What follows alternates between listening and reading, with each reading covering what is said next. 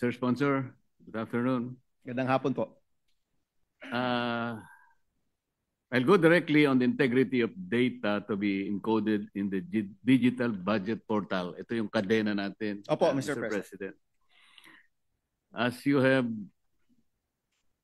known, during our lengthy hearings in the Blue Ribbon Committee, we have come across of several applications being employed by the DPWH in relation to their monitoring and investigation of projects on the ground. We were able to identify MYPS.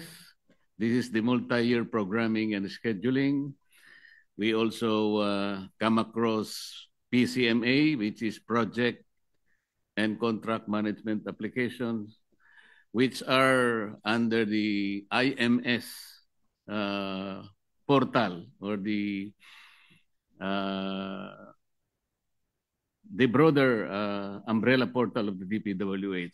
But as you have known, Mr. President, hindi masyadong naging katanggap-tanggap yung kanilang mga report dahil nakita rin natin while they allege that they are doing real-time geotag applications, lumilitaw ay talagang may sablay din pala because per their admissions, Mr. President, natukoy natin na once every month lang pala sila nag-update and they're using only the project encoders on the ground. Opo. Kaya yung mga iba, nung ikumpara po natin yung MYPS, which was the basis of the sumbong sa Pangulo, and the more actual project's location as depicted in the PCMA, lumilitaw po, Mr. President, na napakalaki po ng discrepancy ng mga coordinates. Kung ganun po yung naging kalagayan ng mga monitoring and investigation applications ng ating WPH, so baka magkaroon po ng problema kung sakasakaling yung ating digital budget portal ay magkakaroon din ng ganong mga basihan, ngunit hindi rin naman pala accurate. How can we be assured na yung lahat ng data or information that will be fed into the portal ay talagang mapagbabasihan natin at mapagtitiwalaan? Yes, Mr. President. Sa totoo lang, Mr. President, ang tinukoy po ninyo ang isa sa mahalagang parte ng batas. At nilagay ho natin na kapag mali ang nilagay na impormasyon, within 7 days, kunyari po, hindi tayo nag-upload within 7 days, pwede na pong makasuhan ng administrative yung officer na dapat nag-upload ng data. Kung umabot po ng 30 days, ito po ay magiging criminal offense na. Kung mali ang nilagay na data, pwede po siyang makasuhan ng criminal offense. At kapag yung data ay may kinalaman sa isang fraudulent activity, ay pwede po siyang makasuhan as a co-conspirator of that fraudulent activity. So in short, Mr. President, naglagay tayo ng penalties sa mga opisyales na hindi po mag-upload, kaya ma-address yung lateness of uploading, at yung mali yung i-upload, at meron pong mali siya o meron pong tinatago, ay posible rin pong makulong. No? So, kaya po medyo mabigat tong kadena law. Kasi Mr. President, one, we are mandating the disclosure of all of these documents. And kung may kulang, pwede pong makasuhan. Kung mali, pwede pong makasuhan. And if I'm not mistaken, Mr. President, this will be the first time na meron pong penalties for non-disclosure and wrong disclosure of documents pertaining to government expenditure, Mr. President. Mr. President, sa ngayon po kasi, sa level ng technology natin, maski po yung DPWH, inamin po nila na kung minsan ang ginagamit po nila doon sa MYPS nila, ay gumagamit lang sila ng cellphone. Nililitrato nila yung location ng isang project. Ngunit alam naman po natin pagka yung signal sa lugar na yon ay mahina, apektado rin po yung coordinates na nakukuha nila. Ngayon, kung sakasakali po dito sa Section 17 ng committee report which actually penalizes itong wrongful information that is fed to the portal, Opo. hindi kaya magiging mas mabalasik ito dahil miski sila po ay nakikita nila dahil wala naman pala silang satellite po ngayon eh. Opo. Kahit ang Google kasi, Mr. President, hindi siya makakagawa ng let's say 7 days. Maski na po siguro 1 month ay hirap din siya. So siguro kailangan nating mas maging makatwiran, mas realistic.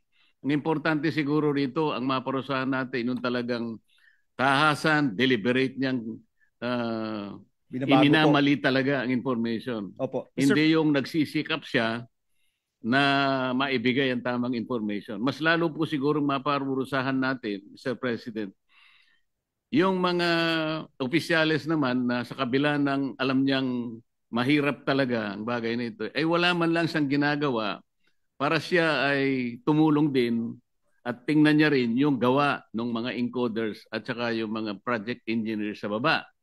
Mas lalo siguro dapat na bigyan natin ng mas mabigat na pataw ng parusa yung mga yon. Mr. President, pwede naman po magkamali, no? So in the bill, nakalagay naman po na kapag may mistake, pwede naman pong baguhin as long as may katwiran kung bakit binago at nakalog yung lahat ng pagbabago.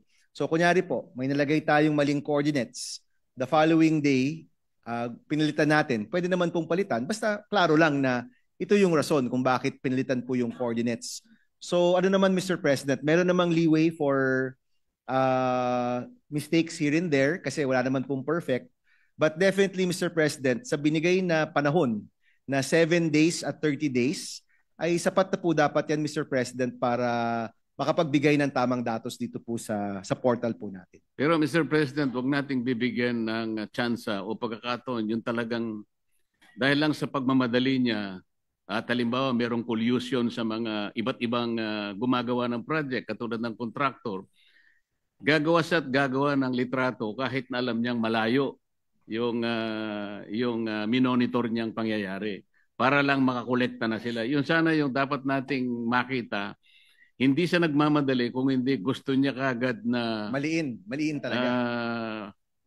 Matulungan yung gustong makakolekta kagad ng project. Marami kasing ganitong naging kondisyon, Mr. President. Dahil nga sa kagustuhan nila na makakolekta kagad kahit na yung status ng project ay let's say 10% pa lang, gagawin lang 30% kagad dahil nga doon sa progress report na gagawin nung encoder.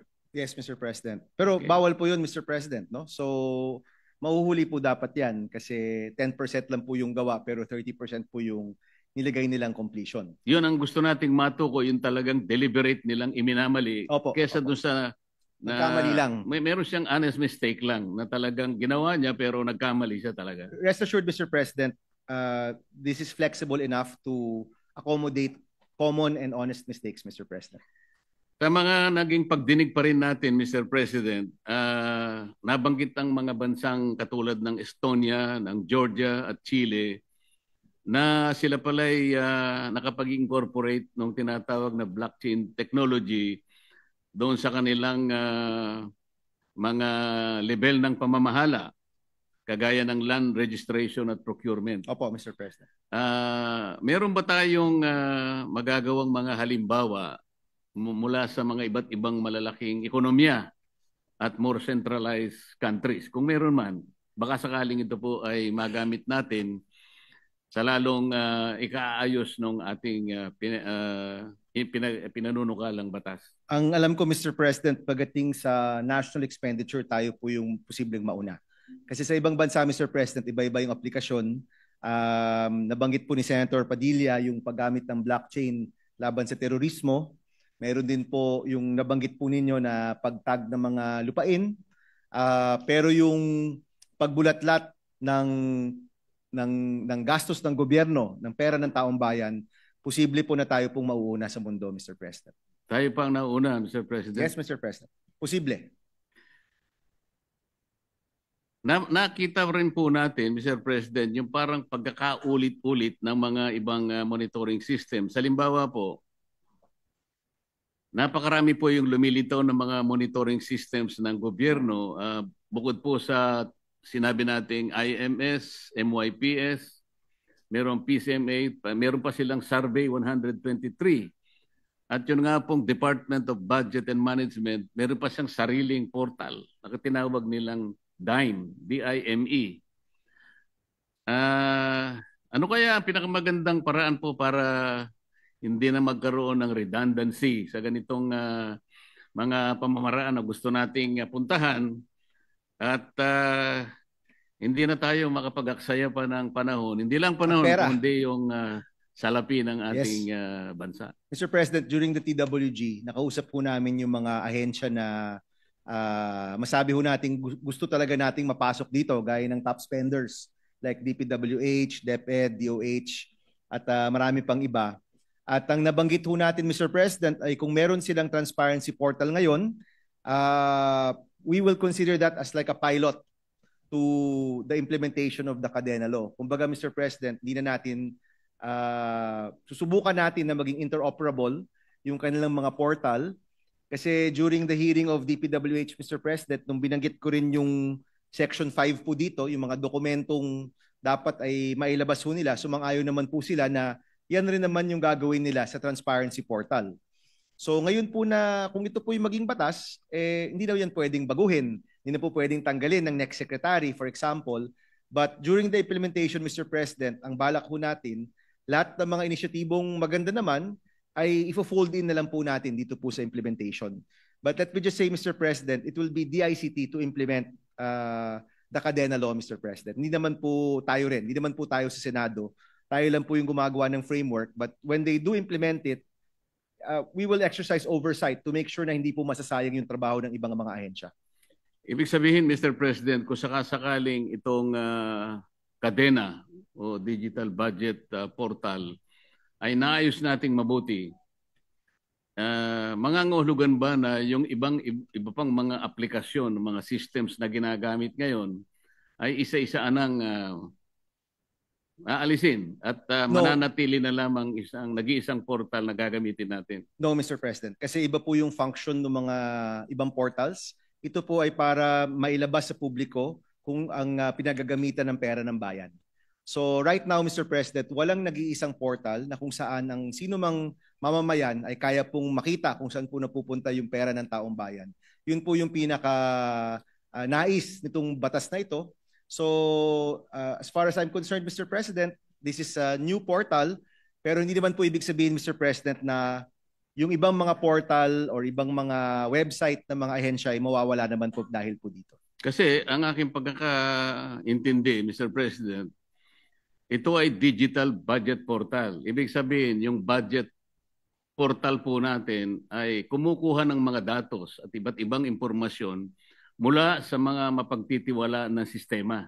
Opo. Ngayon, kapag ito'y na-perfect natin, pwede na nilang gamitin din itong mga impormasyon na na-degenerate nitong kadena para sa ganon ay hindi naman siguro sa isang pagkakataon lang ay alisin. Kung hindi, magiging daan ito para unti-unti nang maalis natin yung iba't ibang mga application. Kasi nga sa dami, ayaw naman natin na nasasayangan lang o nauulit, nagiging redundant yung maraming applications. Iisa naman ang kailangan natin sapagkat digital na eh. Opo. Yun siguro yung aking gustong yes, Mr. President. matunton, Mr. President. Opo. Definitely, Mr. President, the portal, yung Cadena po, will consolidate all of these other portals, Mr. President. Kung siguro po pare-pareho yung function o pare-pareho po yung purpose, pwede po talagang ito na lang. Pero syempre, Mr. President, kapag iba naman po yung purpose or function ng ibang portal, iba po yun. Nalaman din po ng representasyong ito, Mr. President. Panghuli na pong tanong, Mr. President. Mr. President, I welcome the questions, Mr. President. Sa mga Salamat reports po kasi ng iba't ibang ahensya katulad ng DBM, kahit na yung DICT, at kahit na yung Baguio City, ay nagkaroon po ng mga ulat na sila'y gumagamit pala ng blockchain technology. Gusto ko pong malaman, kung ano po yung naging feedback sa atin, kung meron man, favorable or otherwise. Ongoing pa po, Mr. President. Even yung sa Baguio City, they were present. Si Mayor Magalong was present during our hearing. Ongoing pa po yung kanilang conversion to blockchain, no? And yung DBM naman po, Mr. President, yung isang parte lang nung buong budget process yung nilagay nila sa blockchain. So hindi pa talaga masasabing buo o ganap yung kanilang mga pilot. But definitely, Mr. President, kung siyempre, di naman po ito mabubuo ng isang araw, habang tuloy-tuloy po sila, matututo rin po tayo sa kanilang implementasyon when it comes time to implement the Cadena Law, Mr. President. So ang inaasahan po natin, Mr. President, sa sandaling matukoy natin ng blockchain technology, makakatulong pala sa pagbuo ng isang budget portal sa mga susunod na mga panahon. Ang blockchain technology ay magiging isa sa mga basihan ng portal na ito. Posibleng blockchain technology po ang magamit ng implementor kasi nilagay po natin very broad yung teknolohiya. At habang tayo po yung nagsasalita, marami ring bagong teknolohiya pong lumalabas. So kapag panahon na po ng implementation, posible na piliin ang blockchain para maging pangunahing teknolohiya po na ma-secure yung datos po ng gobyerno. But Mr. President, so to be clear and for the public na nakikinig, ito pong Cadena Law, siguro po yung blockchain part o yung technological part is maybe 25% of the law. Yung 75% po, yung pagmandato sa mga ahensya na ilabas yung importanteng datos na kung saan ginagamit yung pera ng bayan. Salamat po sa sagot. Kasi opo. kaya po, kanina pa po yung nag-isip, bakit kadena? Kasi so palagay ko yung kadena ay nalink do sa salitang blockchain. Chain. Kasi po yung kadena, sinesecure po natin itong datos na ito kasi ito po yung pera ng bayan. Hindi lamang yun, Mr. President. Yung kadena nagsisimbolo ng lahat ng gagawa ng katiwalian. Ay talagang Ikakadena natin, Mr. ano President. po. Tama. Tama, Mr. President. So, maraming salamat po, Mr. President. you, Mr. Maraming salamat po, Mr. Salamat Sponsor, po. sa mga paglilinaw. Thank you. We'd like to recognize Senator Robin Hood Padilla.